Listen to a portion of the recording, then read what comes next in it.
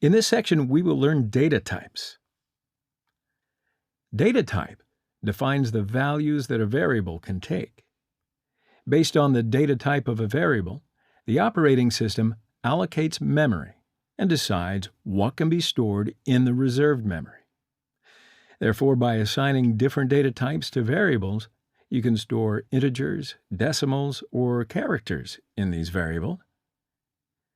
In Java, we need to define the data type of a variable to use it, and you cannot assign incompatible data types. Otherwise, the compiler will give you an error. So let's have a look at this diagram. There are two data types available in Java. First one is primitive, and the second one is non-primitive data types. Non-primitive data types are also called reference data types. Class, interface, string, enum type, and array are non-primitive data types, and we'll discuss them in the upcoming lectures. Here we'll discuss the primitive data types and literals in Java. Primitive data types are predefined by Java programming language, and they're named by a reserved keyword. Java provides 8 primitive data types. These are boolean, char, byte, short, int, long, float, and double. Primitive data are only single values. They have no special capabilities. Byte, short, int, and long data types are used for storing whole numbers. Float and double are used for fractional numbers.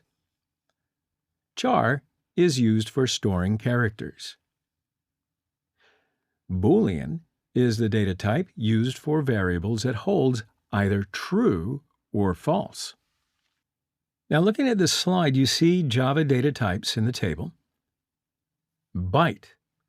The byte data type is an 8-bit signed 2's complement integer. The byte data type is useful for saving memory in large arrays. It has a minimum value of -128 and a maximum value of 127 inclusively. The default value of byte is 0. Short. The short data type is a 16-bit signed 2's complement integer. Similar to byte, uses short to save memory in large arrays, especially in situations where memory savings actually matters. It has a minimum value of -32,768 and a maximum value of 32,767 inclusively. It also has a default value of 0. Int. The int data type is a 32-bit signed 2's complement integer, which has a minimum value of -2 to the 31st and a maximum value of 2 to the 31st minus 1. Long. The long data type is a 64-bit 2's complement integer. The signed long has a minimum value of -2 to the 63rd and a maximum value of 2 to the 63rd minus 1. And you can use this data type when you need a range of values wider than those that are provided by int. Float. The float data type is a single precision 32-bit floating point. If you need to save memory in large arrays of floating point numbers, you should use a float instead of double, which is double. The double data type is a double precision 64-bit floating point. For decimal values, this data type is generally the default choice. Boolean. The Boolean data type represents only one bit of information, either true or false. Char. The char data type is a single 16-bit Unicode character. So why don't we do some examples with data types? So in the exercise project, right-click on the source folder and select New, Class. Specify the package name as data type and the class name as data type, and then select the checkbox to add main method. Now let's start with data type. Boolean A equals true.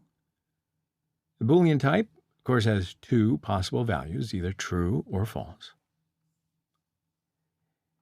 Char B equals capital R. So the char type declares a character. Okay.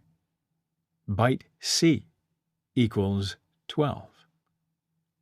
Remember, byte type can have values from -128 to 127.